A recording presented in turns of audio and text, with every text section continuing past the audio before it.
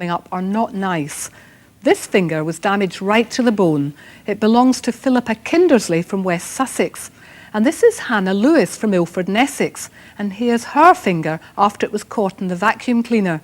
We also heard from Craig Shepherd's mum from Luton in Bedfordshire. He severed his tendons when his finger got caught.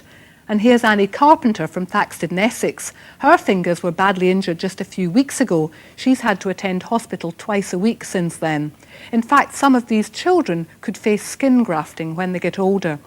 Here's how these injuries happen. Now, this is an excellent vacuum cleaner. It was Which magazine's best buy when it came out. But when you use the attachment, sometimes some distance away, look what happens to the wheel. It spins round, and you know how curious small children are. While your back is turned, backing, they poke their fingers into the wheel. Panasonic now know of 14 small children who've damaged fingers in this way, and since the summer they've been putting labels on here saying keep hands and feet away. But we pointed out to them they didn't say whose hands and feet. They're now going to put these warnings, they're much better, about children on their machines.